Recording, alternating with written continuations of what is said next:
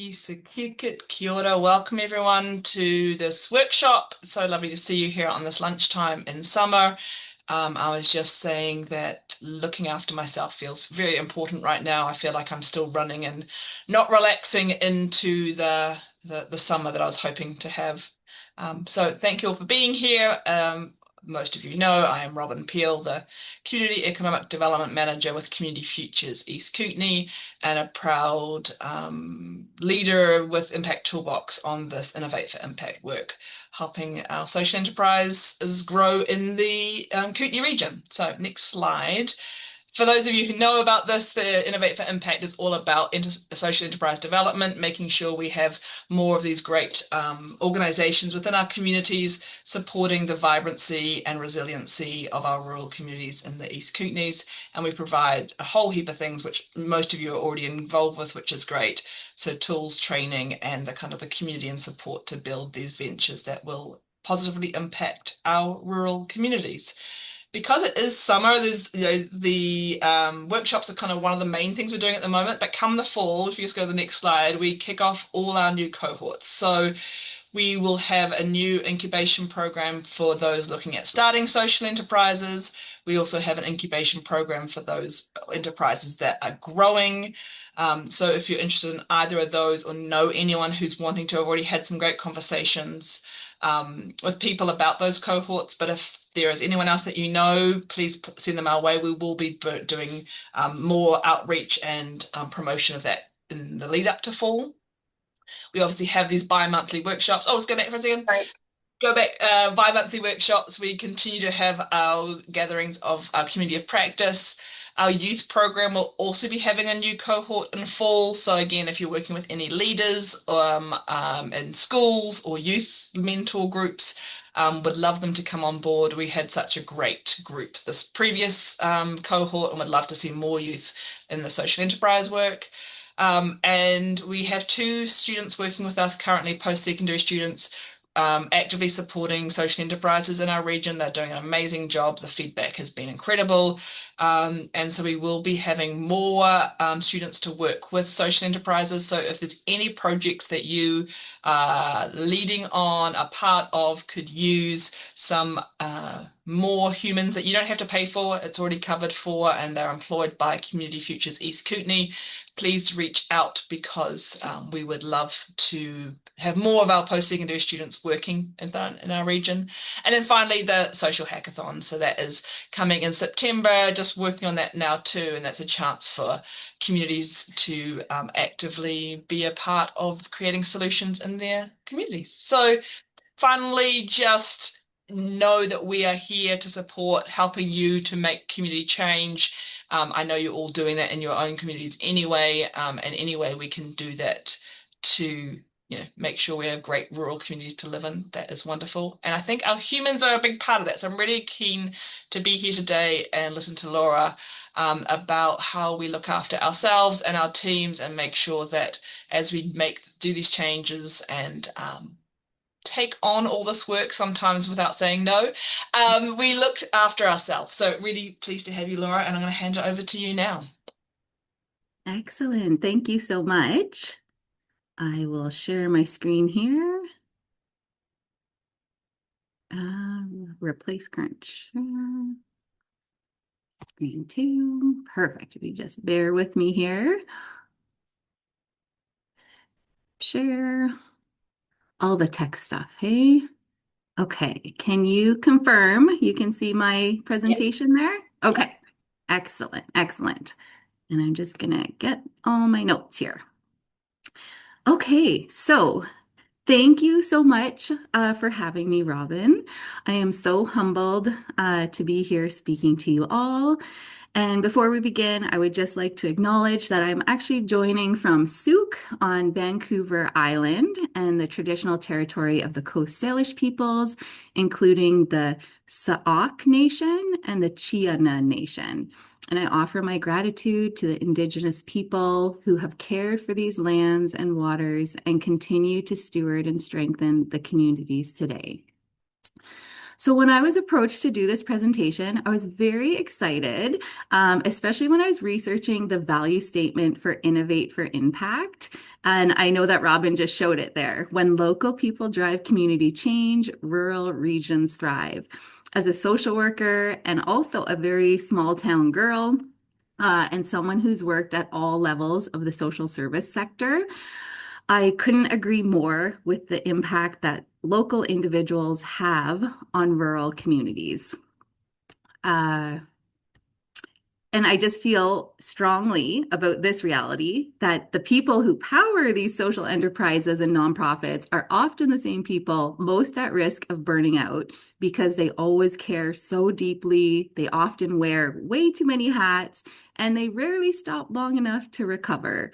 So I am honestly genuinely humbled to be here today offering these practical tools to help the helpers, the dreamers, the founders, the socially impactful entrepreneurs who lead with their hearts every day, because this is what the world needs more of.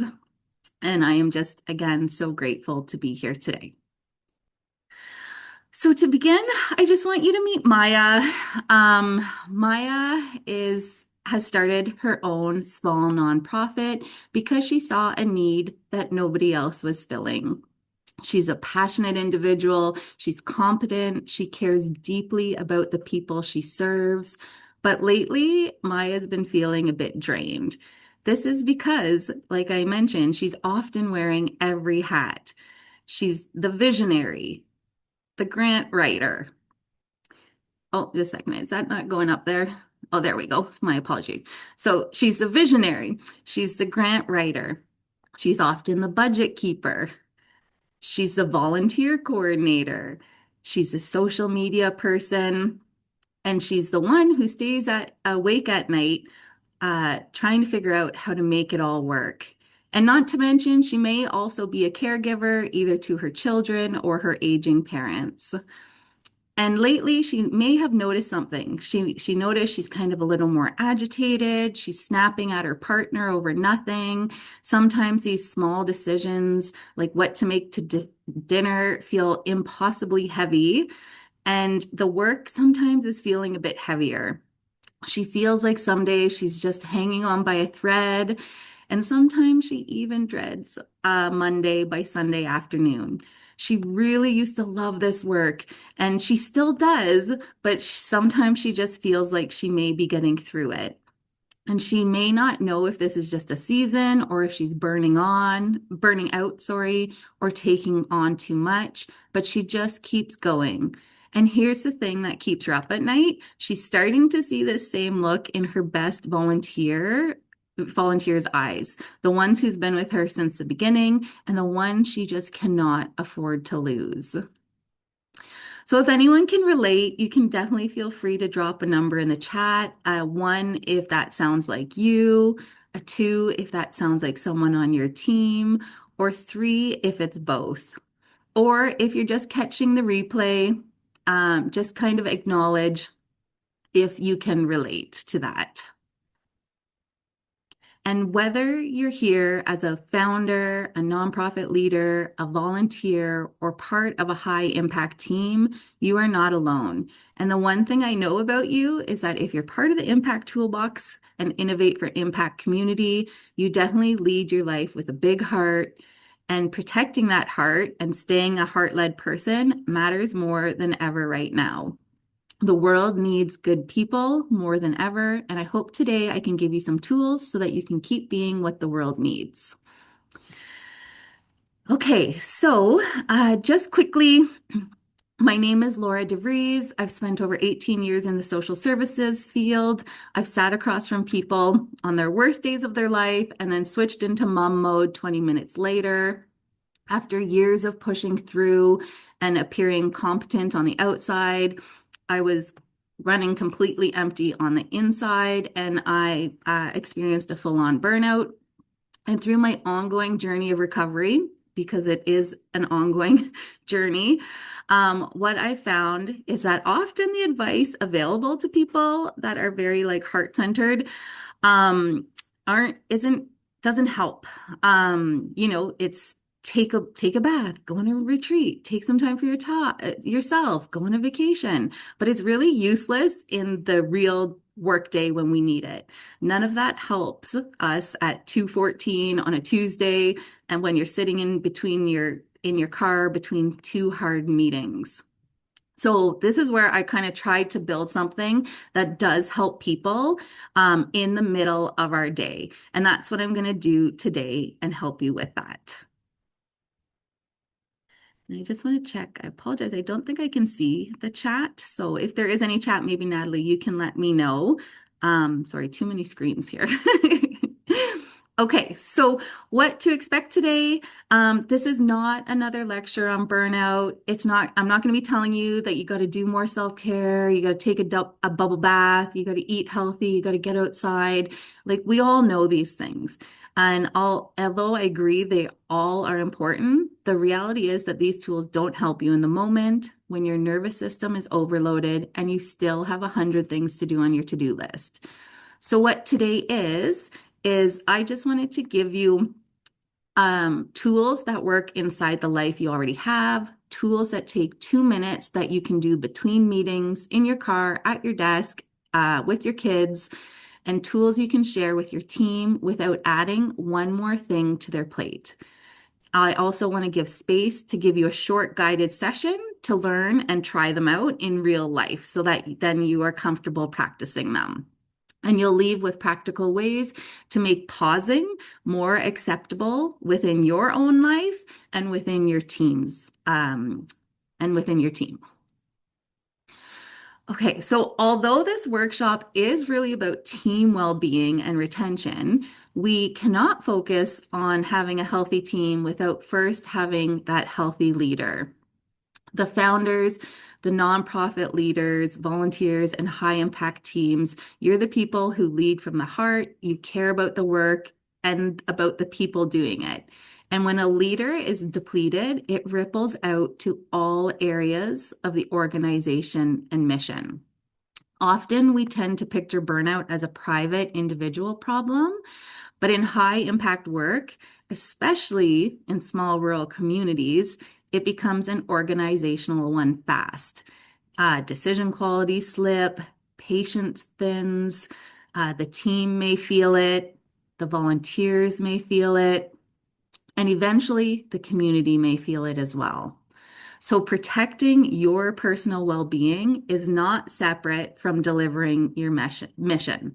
It is the mission's infrastructure that really keeps the whole thing going, that really isn't talked about enough, in my opinion.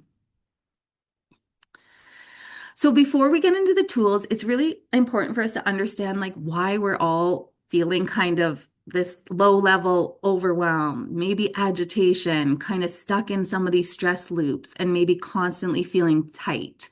Burnout isn't caused by one big thing. It's often caused by dozens of small things that stack all day, every day, without giving our mind and body a reset in between. So that can look like a difficult email, a funding deadline, a volunteer who cancels last minute, a kid who's sick at school, or a mom or dad who's sick, a board member who questions your approach, or a client in crisis. And on top of all these kind of daily micro stressors that everyone deals with, we also live in something called a no pause culture. And a no pause culture is the world we're living in right now. It's a world of constant digital connection and constant filtering of information, trying to figure out what is true, what is not true. And we are constantly overloaded all day long. And when we do take a break, often, and I'm guilty of this, we just go and we scroll on our phones and we just add more input into our systems, draining us even more. And essentially, it's like we're keeping 50 open tabs running in our brains at any given second all day long. And the thing is that most of us can handle these small micro stressors, right? None of these alone may take us down, but when we stack this all together without any recovery in between, this is what adds up. These are the small compounding situations that leave individuals and teams in this chronic low-level stress loops with dysregulated nervous systems. And here's the thing you all know about rural communities. You're often dealing with all of this with fewer resources, fewer people, fewer backup options than someone who may be doing this work in a city. And there's not always someone to delegate. So lots of these micro stressors land on you. And for the people in this room too, there's another layer that most burnout conversations totally miss. Um, because you're not just managing logistics, you're absorbing the emotional weight of all the people you serve. So I don't know everyone's exact organization, but you may be hearing hard stories. You may be holding space for someone else's crisis and then walking into your next meeting like nothing happened. And you're most likely carrying problems that you really want to fix in systems that make it probably very challenging to do so. And that does have a name. It's called compassion fatigue. Compassion fatigue is the toll that caring for others takes on a person's emotional, physical, and spiritual well-being. This is a natural response to prolonged exposure to the suffering of others, especially in helping professionals and heart-led leaders. And it doesn't mean that you care too much or that you're too sensitive. It means that you've probably been caring without recovery for too long. So this is why these tools matter so much for people like you. The stressors we're all carrying aren't just mental, they're emotional, they're physical, and we need to do an actual physical reset, not just a mindset shift to work through this. So, there's been a lot of talk about the nervous system lately, and this is because research is showing how pivotal it is to helping us regulate ourselves throughout the day. And today, I just want to give you just enough science just to understand why our bodies need these micro resets throughout the day. So, this is a visual that has stayed with me and helps me to understand what the nervous system actually looks like in our body. There was a funny meme going around at Halloween saying, whoever decided skeletons are scary obviously never saw a nervous system. And this obviously made my geeky little heart chuckle, as I feel it is a really powerful visual to understand just what it looks like and how it connects to everything in our bodies. Essentially, our nervous system is our automatic operating system, and this automatic operating system regulates our heart, our breathing, our digestion, our food, and our fight or flight responses. And this is stuff that happens all with us without us thinking about it. It's called the autonomic nervous system. So for today, without going into all of it, all you need to know is that within this system, within the autonomic nervous system, there are two main modes. We have our sympathetic nervous system, which is our stress mode. I always remember that because sympathetic and stress both start with an S. So our sympathetic nervous system is our stress mode, and our parasympathetic system is our recovery and pause mode. Our stress mode helps us to respond. It helps us solve problems, meet deadlines, adapt, and take action. It is oh my gosh, there's a tiger in front of me and I need to go into fight or flight to survive. We all need this mode. Whereas our parasympathetic nervous system, or our pause mode, our recovery mode, is where our body takes a breath. It tells us we're safe. The tiger is gone. It restores our energy. It calms our mind. Helps us think clearly, and it recharges us. And we need this one too. So if it helps, you can think of your nervous system like a wave. So we naturally rise into stress when life demands it, and then we come back down into recovery before we need to rise again. That is how we're designed to function. But the challenge is that many of us never come back down. We move from emails to meetings to hard conversations to making dinner to worrying about tomorrow to scrolling on our phones, one demand after another, all day long. And this keeps us in our stress mode all day, every day, without ever switching us to that recovery or pause mode. So over time, when we constantly live in our stress mode, our sympathetic nervous system, we are constantly activated, and this contributes to fatigue, overwhelm, and eventually burnout. And the fix isn't one big recovery, it's small resets throughout the day. And you can kind of think of it like taking a vitamin. You would not wait until you're sick to take a vitamin. You take the vitamin proactively as prevention, not reactively. So that's what these kind of micro breaks are. Kind of think of it like taking a vitamin for your mental and emotional well-being. So because let's be honest, the thing is stress is an inevitable part of life. It is not going anywhere. The good news is though, our nervous systems are built to handle stress. The issue is that so many of us live in the part of our nervous system that is constantly reacting to stress. And again, never giving ourselves a moment to breathe, to reset, and to recharge. So we are constantly, metaphorically, running from that tiger, staying in fight or flight, whether we are intentionally doing it or not. So just like when your computer freezes because you have too many tabs open or your phone battery drains from constant output, so do we as humans. And this is why recovery has to be intentional. And as mentioned earlier, unfortunately, what we've been sold and what people think of recovery, we think of what the wellness industry has told us, right? Vacations, spas, yoga retreats. And although all of these things are amazing, don't get me wrong, they really don't help us in those day-to-day moments. And to be honest, may not always be a luxury for the people in this room, the people running organizations on limited budgets, managing volunteers, raising families, and trying to keep the doors open. So, what's missing is that reset in the moments. So that is what we're going to jump into next, a way to shift from stress mode to recovery mode in the middle of your day, not waiting for a vacation. So every tool that I've built and teach follows 4 simple steps, and we'll do them all together in the moment. I just want to kind of outline it so you kind of know what's coming. So first, we are going to recognize, and this is just simply naming what's happening. This activates our thinking brain and it interrupts our stress loop. And that quick moment of awareness is sometimes one of the hardest things, to be honest, because when you're going, it's that moment you have to be like, I need to just take a moment and stop. That's literally the first step.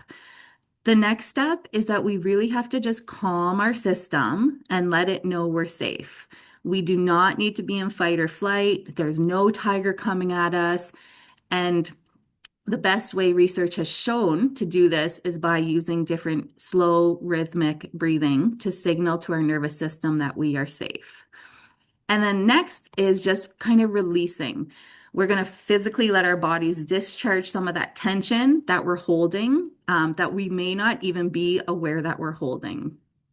And once we've calmed and physically released, next you're just going to refocus your brain to close that loop and write down a tiny action that you can do to close that loop in your brain, lowering your decision fatigue and restoring a sense of control.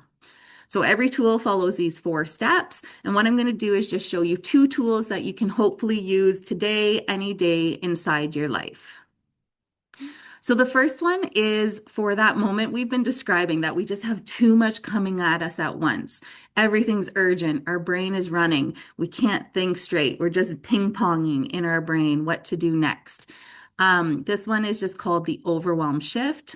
And it literally takes about 60 to 90 seconds. You can obviously draw it out longer, but that's all it takes, 60 to 90 seconds to go through this.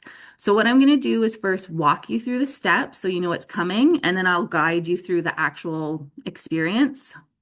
And you can feel free to either stay on camera, go off camera, whatever is comfortable for you, because I know sometimes people don't like doing breathing exercise on camera. So honestly, whatever you're comfortable with. Okay. So I'll just walk you through it first so that you know what you're doing, and then we'll do the actual thing together. So first, we're going to just recognize, notice that we're spinning, bring awareness. Next, what we're going to do is called a physiological sigh. So our bodies already naturally do this when we cry. So you can think of a time when you had a good cry, and then when you go to breathe, you're like, like after a good cry, that's like a physiological sigh. And researchers at Stanford tested this breathing technique and found that doing it deliberately, like not waiting for that big cry, doing it actually deliberately 5 minutes a day beats the same amount of mindfulness meditation for improving your mood. So here's how you do it. You're going to take a big breath in your nose, and then right when you're at the top, you're going to take a second sip in, and you're going to expand your lungs all the way to the point where it kind of feels awkward, it kind of feels uncomfortable. And then when you let it go, you really want to picture breathing out through a straw and like purse your lips so that you slow your breathing and you want to keep it nice and long. So you can do one with me now just so you have an idea. So you breathe in through your nose, top it up when you feel uncomfortable, and then let it out.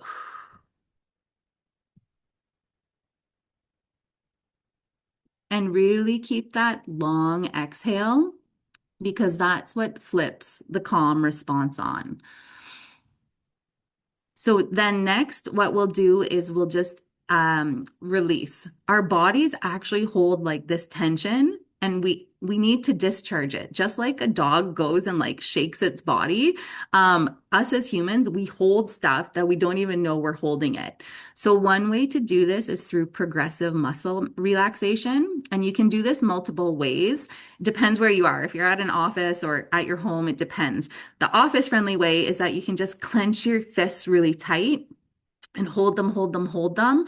And then when you release, you're going to breathe out and release. Another way is if you have a lot of tension, you tense up your whole body. Like you want to like squeeze everything super tight. So I'll leave it up to you what you want to do when we walk through this, but those are just two options. The other option, if you are in an office or, somewhere you don't want someone to see you doing this, you can like hold on to the bottom of a chair or like the desk. The thing is you just want to really get that like tension in your body and then release the tension because this tells our body that the threat has passed and it physically releases that tension. And then the next is again just that simple refocus. What's the next thing you can do? Can you brain dump something on paper? It's just kind of closing that loop. So that's the whole tool. And now I'll take you through it for the 90 seconds in a calmer space so that you can kind of experience this. So you can just settle in. You can just notice your feet on the floor.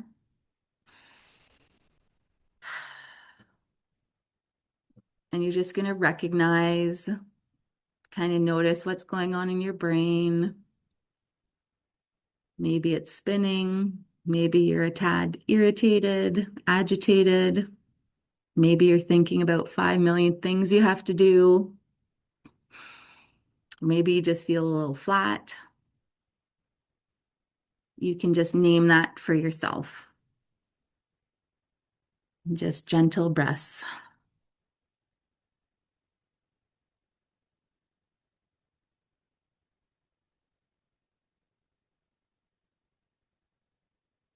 Okay, now we're going to do that physiological sigh. We're going to take a big breath in through your nose, a second sip right at the top, and slowly let that out.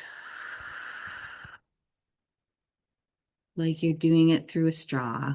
We're going to do this a couple times. In through the nose, top it up, and out through the mouth.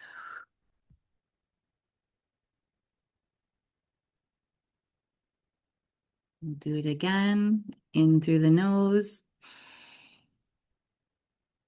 top it up, out through the mouth. Really extend that exhale. We're going to do it 2 more times.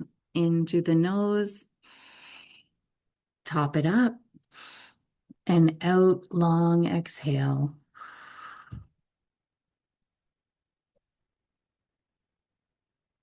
Okay, and for the last one, we're going to do the longest exhale. So we're going to bring it in through our nose, top it up, and a long exhale, letting it all go.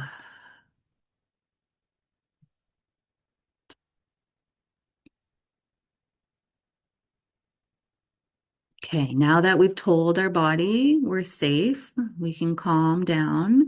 We just want to release some of that tension we may have been holding on. So for me, I'm going to tighten my whole body. Again, you can just do your fists. You can press your hands together too. That's another way. So you're going to tighten everything and it's going to feel a little uncomfortable. You're going to tighten everything, squeeze your fists. If you're doing your whole body, squeeze. You're going to hold it for 5, 4, 3, 2, 1, and then release with a long exhale. And let your body totally relax. And we're going to do that once more to get the tension out. So you're going to clench everything tight. Hold it for 5, 4, 3, 2, 1, and let it go with a big breath.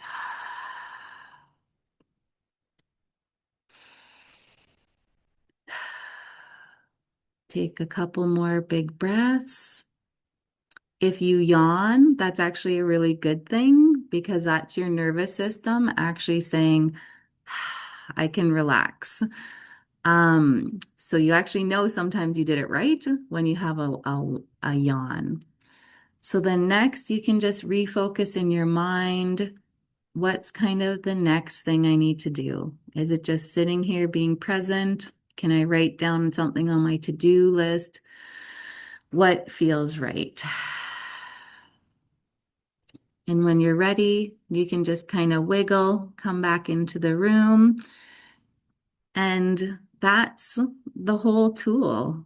Um, it's something that you can do within 60 seconds.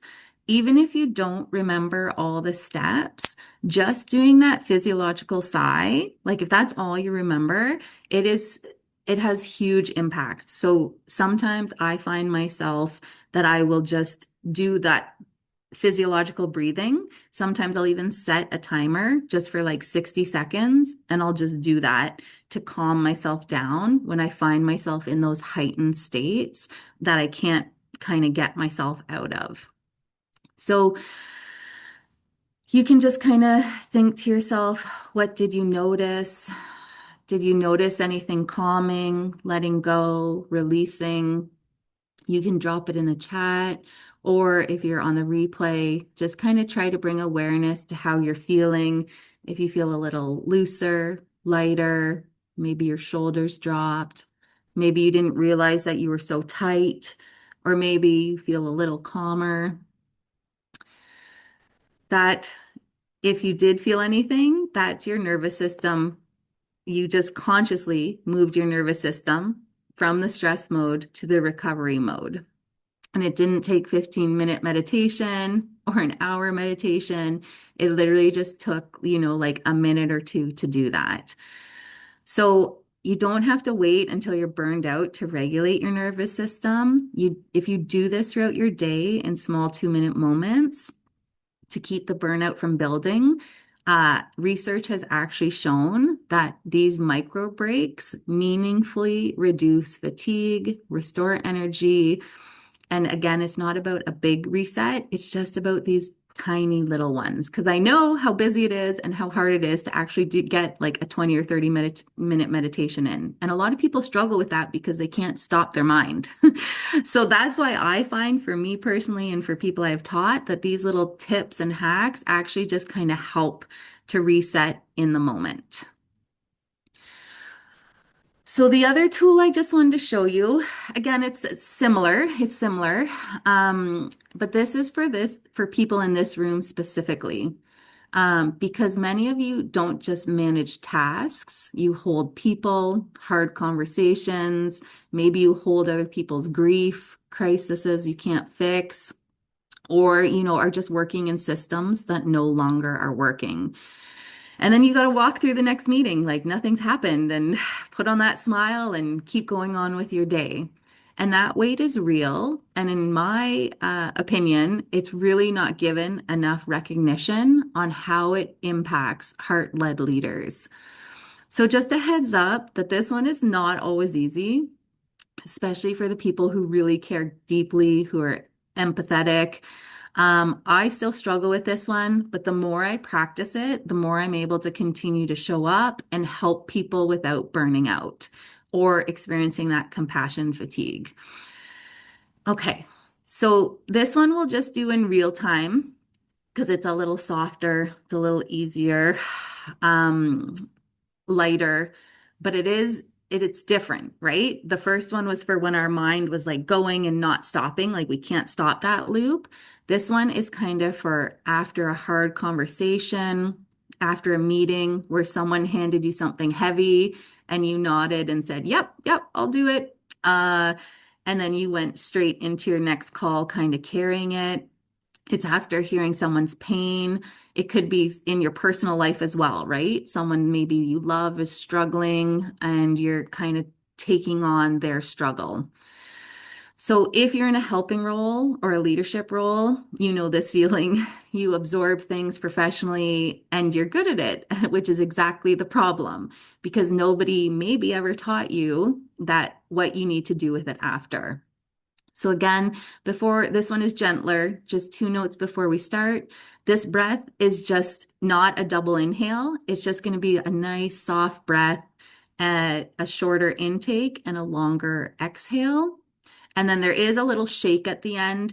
And if you want, you can stand, or if you're sitting, just do it sitting. I'll just do it sitting as well, because again, trying to make these appropriate for everyday moments. If you are in your house and you have more like time to do this, feel free to stand and actually shake a bit more. But for today's purposes, we'll just do it an office friendly version. Okay, so what we're going to do is you physically want to put your hand on your heart.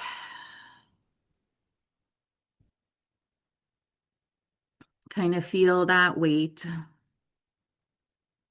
You can close your eyes, take a breath. You can ask yourself, am I carrying something that isn't mine?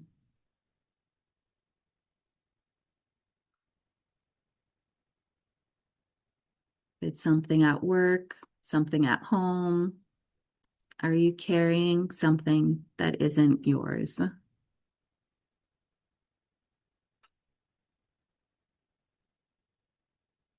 Next, we're going to keep our hand on our heart and you're going to breathe in for 4. So breath in, 2, 3, 4, and just a gentle out for 6.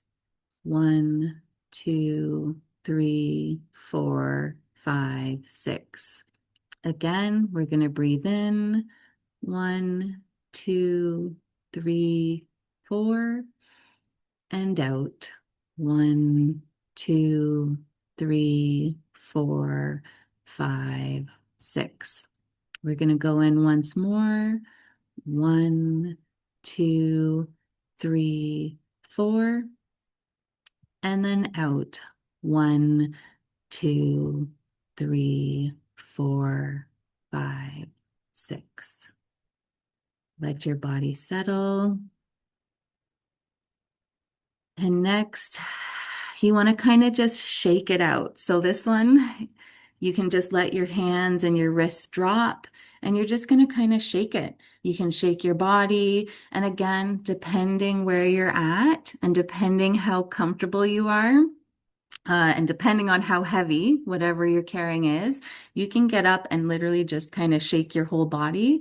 But for now, you can just shake your arms, shake them out. And we're just going to do this for 10, 15 seconds. So I lift it up, shake your hands, let your wrists go loose. Just kind of shake, shake, shake.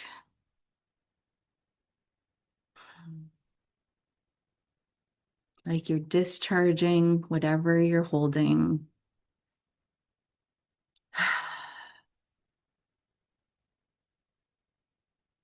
And when you're done shaking, you can let out a big exhale. And if you're comfortable and in a place, you can even let out a big sigh.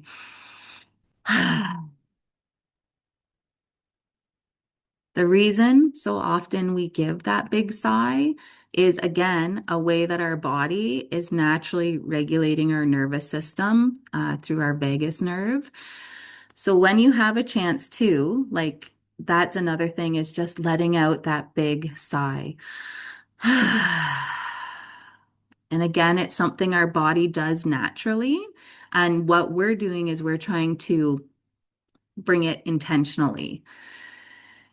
And then you just want to remind yourself that I can care without carrying.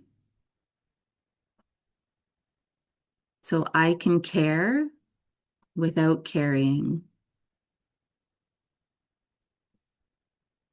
I can care without carrying. And when you're ready, you can just kind of bring yourself back. Um, That line, I can care without carrying, is something that I often repeat to myself, being in a helping professional and helping others, because often it is really hard for heart-led people to not try to carry the weight of other people struggles. So that's why I think this tool is a nice, gentle one, but it's also hard. So, when you do feel yourself carrying something, you're allowed to care without carrying. So, just something to reflect on maybe is where in your week you could actually use one of these, whether it's a specific moment or after certain meetings that you have scheduled. Maybe it's a certain time of day, like before you walk in your door or when you transition from work to home. You can just try to picture it. Naming a real moment is what turns a nice exercise into a habit you will actually use. So for me, I actually have put timers on my phone or on my calendar in my workday to just say, Laura, stop, breathe, or else I will not stop. I will go through the whole day. And, my partner comes home and he's like, have you even moved from your desk? And I'm like, no, I haven't. And then that leads me to being very agitated, snappy at my kids, frustrated, resentful, and like annoyed. And I'm like, this isn't me, right? But it's because I didn't intentionally do this. So that is going to probably be the hard part too, is just making sure that you actually try to do it because sometimes we just don't stop, unfortunately. But when we do it, we actually are um, redesigning our systems, right? To come out of that threshold of being on fight or flight all the time and back into like a lower threshold where we can manage more and handle more. So everything we just practiced obviously works for you individually, but if you do have a team, family, organization, this is why it matters too. Because when you're dysregulated, you're running on stress mode all day, your team feels it. They might not be able to name it, but they feel the tension, the short responses, the reactive decision making, and they actually start mirroring it. This is called emotional contagion, and it's a well documented in organizational research that a leader's state sets the emotional temperature for the group. And the reverse is true. When you regulate yourself, you can change the emotional temperature of the room and you model something different. And that gives your team permission to do the same. It helps create more resilient teams and stronger retention. And in rural communities, this matters even more because you can't afford to lose your best volunteer because of the emotional weight of the work became too much. And the most cost-effective retention tool you have isn't a raise, it's not a pizza party. It's really creating that environment where people feel supported enough to stay. Because remember that calm is contagious and so is chaos.